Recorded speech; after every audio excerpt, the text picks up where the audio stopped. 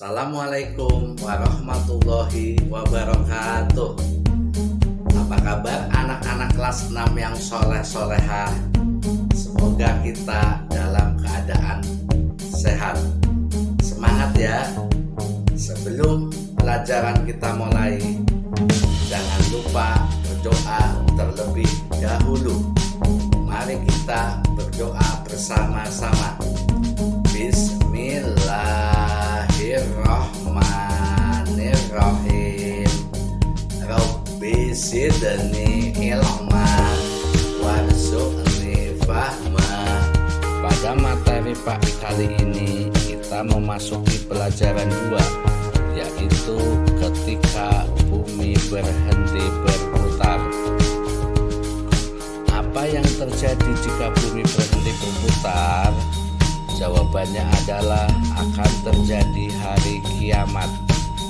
Anak-anak yang soleh dan solehah, tahukah kalian tentang hari kiamat? Hari kiamat adalah peristiwa hancurnya alam semesta beserta isinya. Alam semesta hancur luluh dan semua makhluk di dalamnya mati. Hari kiamat ditandai dengan bunyi trompet sangkakala oleh malaikat Israfil atas perintah dari Allah Subhanahu wa Ta'ala. Hari kiamat tidak diketahui kapan terjadi, hanya Allah Subhanahu wa Ta'ala yang mengetahui kapan peristiwa hari kiamat terjadi. Tapi kita harus percaya hari kiamat akan datang. Percaya kepada hari kiamat adalah rukun iman yang kelima. Pada hari kiamat, seluruh manusia meninggal dunia. Tidak ada satupun makhluk di dunia ini yang hidup. Manusia akan dibangkitkan kembali untuk kemudian dikumpulkan di padang mahsyar. Di padang mahsyar, seluruh manusia akan dimintai pertanggungjawaban atas amal perbuatannya selama hidup di dunia. Tiap manusia harus mempertanggungjawabkan tiap amal perbuatan yang dilakukannya ketika hidup di dunia. Di padang mahsyar, manusia memikirkan dirinya masing-masing, hukuman atau hadiah yang akan diterima atas amal perbuatan selama di dunia. Apakah dia menerima buku amal perbuatan yang menyenangkan atau menyedihkan? Apakah amalan kebaikan lebih berat daripada amal keburukan atau sebaliknya? Jika amalan kebaikan lebih banyak, maka sorga telah menantinya. Jika amalan keburukan lebih banyak, maka neraka jahanam telah menantinya. Kiamat terbagi menjadi 2. Yang pertama, kiamat sugro atau kiamat kecil. Yang kedua, kiamat kubro atau kiamat besar. Tahukah kalian apa itu kiamat sughro atau kiamat kecil? Kiamat sughro yaitu hancurnya alam di sekitar kita. Kiamat kecil dapat terjadi di mana saja di atas bumi ini. Contoh kiamat sughro misalnya gunung meletus, gempa bumi, tsunami, air bah atau banjir bandang, dan kematian seseorang. Itulah contoh-contoh kiamat sughro, dan masih banyak lagi contoh lainnya. Kiamat yang kedua adalah kiamat kubro. Kiamat kubro atau kiamat besar adalah hancurnya alam semesta beserta isinya, seperti matahari, bumi, dan planet-planet lainnya sudah tidak berjalan di porosnya, sehingga saling bertabrakan. Bumi berguncang dahsyat dan tidak ada satu makhluk pun di muka bumi ini yang hidup. Dahsyatnya peristiwa hari kiamat banyak digambarkan di dalam Al-Quran, di antaranya ada dalam surat Al-Qari'ah, Al-Zalzalah, dan Al-Waqi'ah, serta surat-surat lainnya. Anak-anak yang soleh dan solehah, materi berikutnya adalah tanda-tanda hari kiamat dan hikmah mempercayai hari kiamat yang akan kita bahas pada pertemuan berikutnya. Anak-anak yang soleh dan solehah, pelajaran kita hari ini sampai di sini ya. Semoga bermanfaat. Amin. Marilah kita tutup pelajaran hari ini dengan berdoa bersama-sama. Bismillahirrahmanirrahim. Subhanakallahumma wa bihamdika asyhadu an la ilaha illa anta astaghfiruka wa atubu ilaik. Wallahul muwaffiq ila aqwamit thoriq. Wassalamualaikum warahmatullahi wabarakatuh.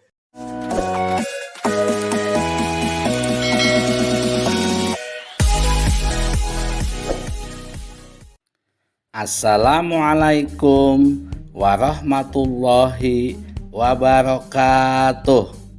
Apa kabar anak-anakku yang soleh dan solehah? Bagaimana kabarmu hari ini? Semoga kita semua masih dalam keadaan sehat walafiat ya.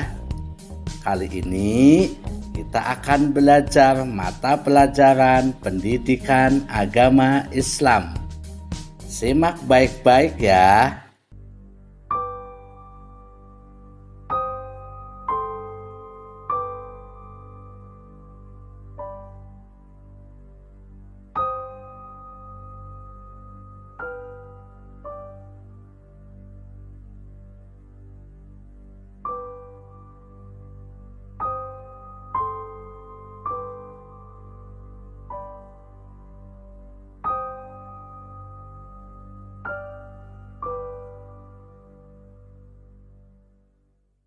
Kita tadi sudah menyaksikan gambaran planet dan tata surya semua teratur dan berputar pada porosnya, bukan?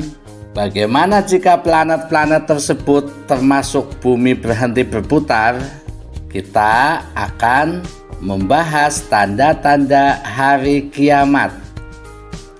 Sebagaimana gunung yang akan meletus, sebelum terjadinya peristiwa itu akan terlihat tanda-tandanya, seperti terjadinya gemuruh, binatang-binatang liar turun, dan lain sebagainya.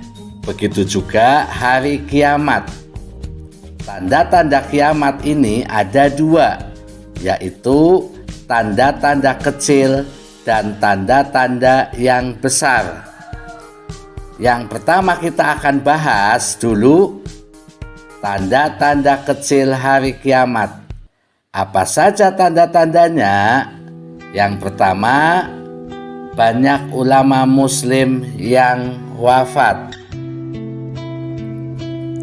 Tanda-tanda kedua, ilmu agama dianggap tidak penting. Kemudian tanda-tanda selanjutnya, maksiat dan kejahatan merajalela.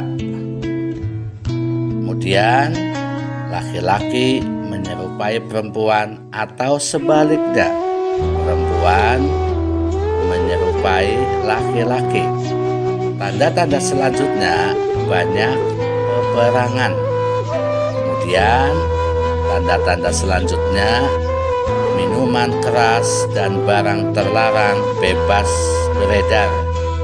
Kemudian tanda-tanda selanjutnya munculnya orang-orang yang mengaku sebagai nabi atau rasul. Itulah tanda-tanda kecil hari kiamat.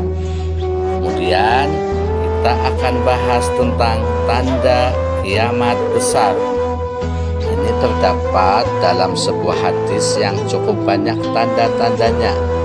Kita akan simak hadisnya sebagai berikut. Dari Hudzaifah bin Asid Al-Ghifari berkata, Rasulullah Shallallahu Alaihi Wasallam menghampiri kami saat kami tengah membicarakan sesuatu. Dia bertanya, "Apa yang kalian bicarakan?" Kami menjawab, "Kami membicarakan kiamat." Dia bersabda, "Kiamat tidaklah terjadi sehingga kalian melihat 10 tanda-tanda sebelumnya."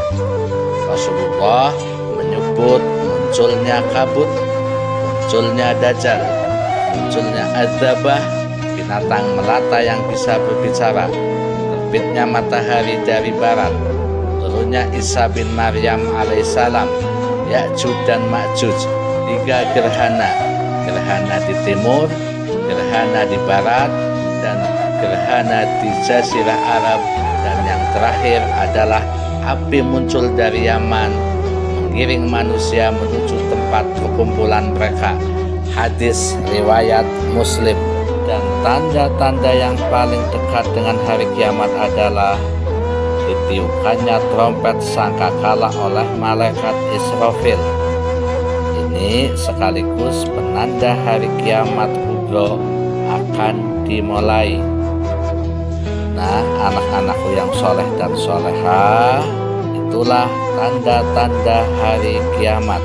Demikian pembelajaran pada hari ini. Guru akhiri, wassalamualaikum warahmatullahi wabarakatuh.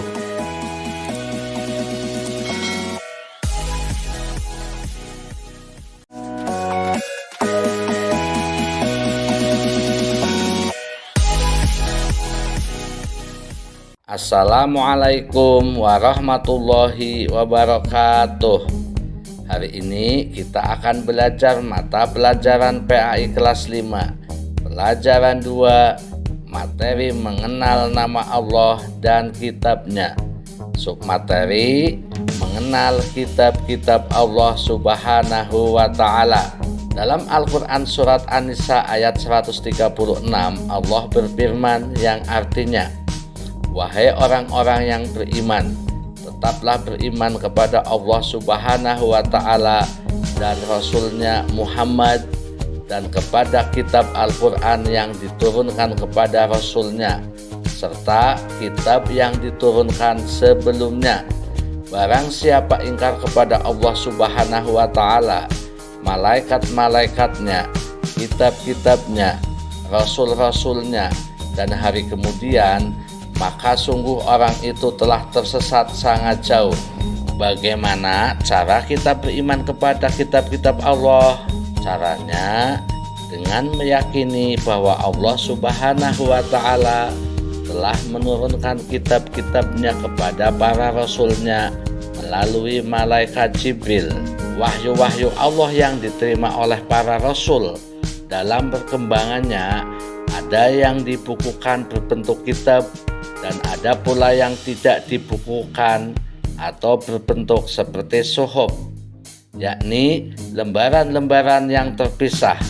Namun keduanya sama berisikan firman Allah yang diberikan kepada para nabi dan rasul. 1. Suhuf, wahyu Allah Subhanahu wa Ta'ala yang disampaikan kepada para rasul, akan tetapi masih berupa lembaran-lembaran yang terpisah. 2. Kitab, wahyu Allah Subhanahu wa Ta'ala yang disampaikan kepada para rasul yang telah berbentuk buku atau kitab, isinya lebih lengkap dibanding dengan isi suhuf. Nama-nama kitab yang telah diturunkan oleh Allah Subhanahu wa Ta'ala kepada para nabinya. 1. Kitab Taurat diturunkan kepada Nabi Musa alaihissalam kurang lebih pada abad 12 sebelum Masehi di daerah Israel dan Mesir. Kitab Taurat menggunakan bahasa Ibrani. 2. Kitab Zabur diturunkan kepada Nabi Dawud alaihissalam ketika beliau menduduki tahta sebagai Raja Bani Israel pada abad 10 sebelum Masehi di tanah Kanaan. 3. Kitab Injil diturunkan kepada Nabi Isa alaihissalam pada sekitar abad 1 Masehi di daerah Yerusalem. Dalam bahasa Yunani, Injil berarti kabar selamat, pelajaran yang baru atau kabar gembira. 4. Kitab Al-Quran mulai diturunkan kepada Nabi Muhammad SAW pada abad 6 Masehi di Mekah. Peristiwa turunnya ayat Al-Quran atau dikenal dengan Nuzulul Quran terjadi pertama kali ketika Nabi Muhammad menyendiri di Gua Hiro, Mekah. Turunnya Al-Quran menandai awal diangkatnya Muhammad SAW sebagai Rasulullah, utusan Allah Subhanahu wa Ta'ala, ketika beliau saat itu genap 40 tahun. Anak-anakku yang soleh dan solehah, alhamdulillah pembelajaran kita hari ini sudah selesai. Jangan lupa untuk mengikuti pembelajaran selanjutnya ya. Terima kasih. Wassalamualaikum warahmatullahi wabarakatuh.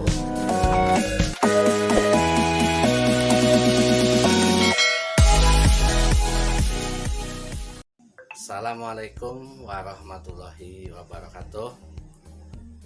Anak-anakku sehat semua? Sebelum kita pembelajaran dimulai, marilah kita berdoa bersama-sama dulu. Pada minggu yang lalu Pak Guru telah menerangkan bersih itu sehat. Sekarang Pak Guru akan menerangkan aku senang berwudu. Kalau kalian anak muslim yang baik, tentunya kalian senang berwudu. Kalian masih ingat 2 tahun yang lalu ketika kalian duduk di kelas 2 SD, kita pernah membahas tentang wudu.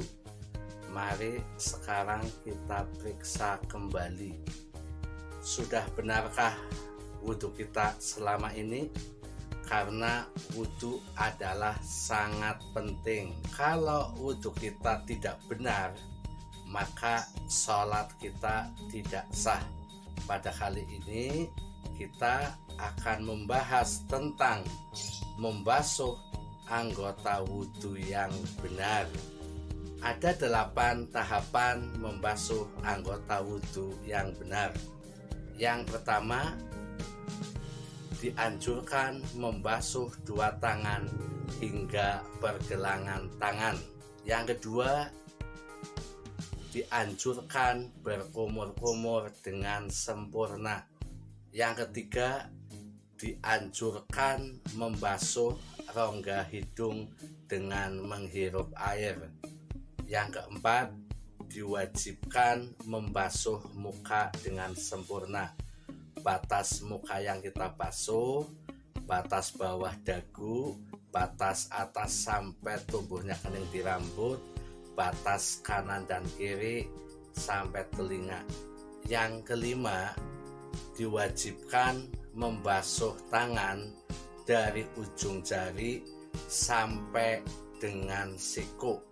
Alangkah baiknya kita melebihkan batasan tersebut agar sempurna.